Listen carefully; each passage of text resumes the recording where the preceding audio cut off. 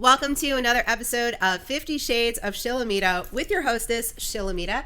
Today I want to talk about health and wellness and the way that I see health and wellness. I live a very holistic lifestyle. Backstory, I used to be a massive pill popper. I would buy anything on a shelf. I would take anything anyone would give me. So I think it's important that we cover that because there was a time that if I met the now version of me, I would be like, oh my God, I would never live that way, right? But a part of life is this expansion and this growth and this evolution of who we become.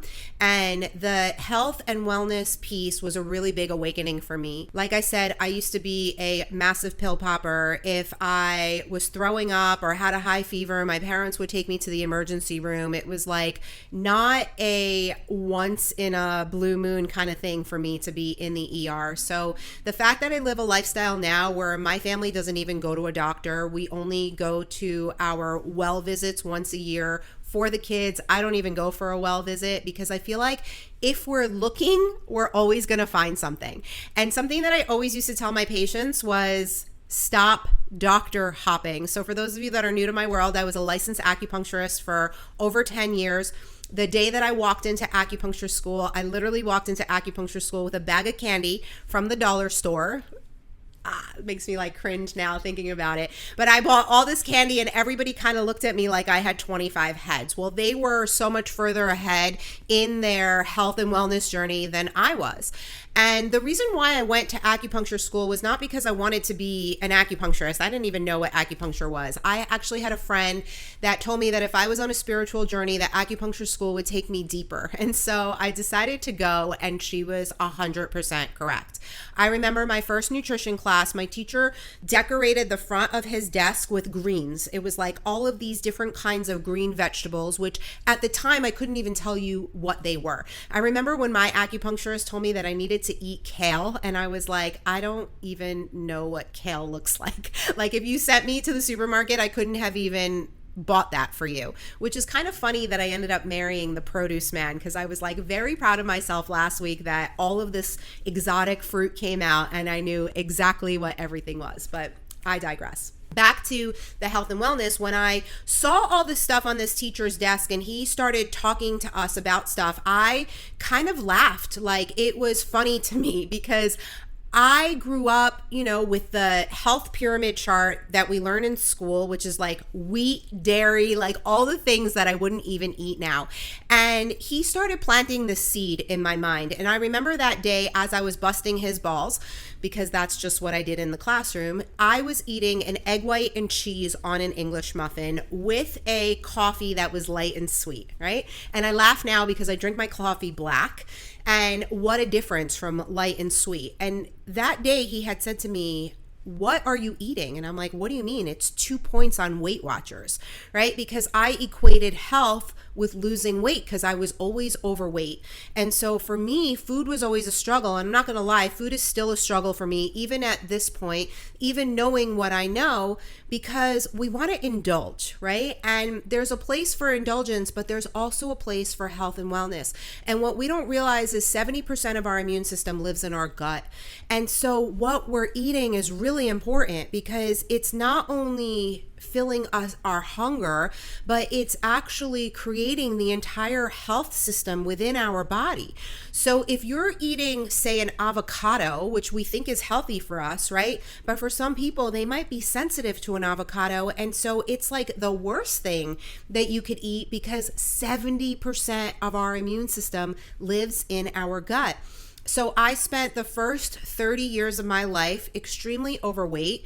The one time that I actually lost weight in my 20s, I got pregnant and gained 100 pounds. So for those of you who are struggling with fertility, which I used to do a lot of in my acupuncture practice, it all comes back to food. And I had, I would say, a 90% success rate in my fertility practice because of diet. And people really don't understand that. The elbow pain that you have might be from the bread that you're eating. The knee pain that you've been struggling with for so long. When my husband and I first met, he had really bad knee pain and ankle pain. And when he cut out gluten from his life, his knee pain went away. And he was so blown away by that. Like, how could my knee pain be related to the sandwich I just ate? It's because it's going into your gut, and then your gut is creating this environment in your body where it's now sending signals to your knee or to your head, right? A lot of people have headaches, migraines. And so you're now taking a pill in order to help this pain in your body. But what we don't realize is that this pill is now creating other problems in your body, right? So if you've ever gone to a drugstore and you take something off a shelf and you were to actually look at the side effects, right? Most people don't do this, right? Because they think, oh, it's on a shelf, so it must be safe for me, right? But if you go to the pharmacy and you get a prescription, usually it comes with like a book of side effects, right? Why? Because the pill is a one size fits all, but it's really not, right? Not everybody could take this pill and get the same reaction. So while you're taking the pill to help with your headache, what you don't realize is that this pill is now affecting your liver, your gallbladder, your spleen, your gut, and it's doing all of this other stuff inside your body. So while you're fixing one thing, you're actually hurting something else. And so the worst thing that you could say to me is, I'm taking a pill for that, right? Because we have to help the body heal itself, and the body is actually very capable of doing that. And a lot of people, they really don't understand that, because we've been conditioned to, something's wrong with me and I need to go to a doctor. But you really don't need to go to a doctor. That's the beautiful part of holistic health. You just have to learn. And a lot of people, they don't want to learn, which I totally get. I used to be that person. I used to make all of the excuses in the book. But what if I told you that things that you have in your kitchen are just as strong as the prescription that the doctor is going to give you, right? I know that that may seem a little far-fetched, but you want to know one of the most magical things you have in your kitchen right now? Honey and cinnamon. You would never think that honey and cinnamon are antibacterial, antiviral, antifungal. They have all of these properties that an antibiotic would have. So when you're not feeling well, if you were to take a spoonful of raw honey and put cinnamon on top and eat that 3 times a day, it's going to actually speed up your body's ability to heal itself. It's wild. One of my magic remedies is called oil of oregano. It's this little bottle, and it's literally the extract of the oregano that you would put into your pasta sauce. Oregano is the magic cure for all things. It works as an antibiotic. It burns so good. That's what I always say. It burns so good because you could literally feel it burning the strep, the bronchitis, the upper respiratory infection, right? We go to the doctor and we hear all of these things and we're like, oh no, how do I do this? I take a pill. No, you don't have to take a pill. There is a cure for you in your kitchen. Now, not every kitchen is equipped the same way. I totally understand that. So we need to build an arsenal. And by building an arsenal, you can create a cure for everything in your house. I talk about this in my course called Remedy, where I literally give you a remedy for every single thing that's common, right? Stomach ache. What do you do for a stomach ache? Ginger is amazing, right? We think ginger ale, but if you go get ginger ale and you actually turn it around and look at the label, ginger ale has corn syrup in it. It has acids in it that aren't good for you. It has all this stuff. But a ginger candy or an actual piece of ginger that you slice up and you boil in water, it creates the same kind of thing, but it's natural from the ground, right? There's different kinds of vitamins that you can stock in your cabinet so that when you're having a hard time sleeping, magnesium is an amazing thing for sleeping. Magnesium is also a natural muscle relaxant. Magnesium is also a natural laxative. Magnesium is also, right? There's all of these properties that magnesium has that you wouldn't even think. There's also all different kinds of magnesiums. There's a magnesium that's good for anxiety. There's a magnesium that's good for nervous health system. There's a magnesium that's good for your gut health.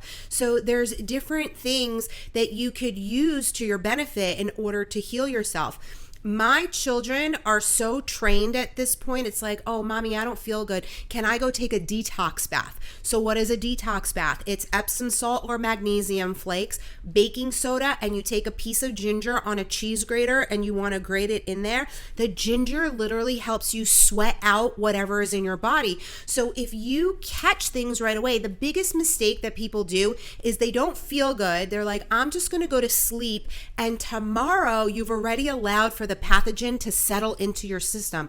But when you say, I don't feel good, and you immediately start remedying yourself, right? You go take a bath, you take an acetylsalicilium, which is one of my favorite homeopathic remedies. They're these little white pellets. They taste like sugar, and it's for flu-like symptoms. If you take one of those right away, you catch it in time, the next day you're going to wake up feeling like magic. We literally do not go to the doctor's office in my house because there is a cure for everything, and you are skilled enough to be able to treat yourself. I know that we think that doctors are smarter than us, and it's not that I'm saying that they're not, because a lot of doctors are pretty smart, right? They go to medical school. But if we really think about medical school is a lot of memorization. They're just really good at memorizing things. And where do they get their information from? But the books that come from the pharmaceutical companies, right? So as a doctor, you're taught you have a sinus infection, you need to get a Z-Pak. You have bronchitis, you need to get whatever antibiotic, right? So they are trained in knowing a cure by a pharmaceutical. But what if you were to be able to train yourself in knowing how to use the stuff in your home and how to actually build an arsenal that would give you every single cure that you need? Luckily for you, I've already done that, and it's available to you on my website, www.shilamita.com. You can go find a course called Remedy. There's also a PDF book that goes with it, and it literally gives you stomach ache, XYZ, headache, XYZ. So you have the ability to cure anything that you desire. I hope that this was super informative for you. I could talk about this stuff all day long. I love to talk to my audience, so I would love for you to come find me on social media. If you're on Instagram, I hang out at 50 Shades of Shilamita. I am also on Facebook and Pinterest. Thanks so much for watching.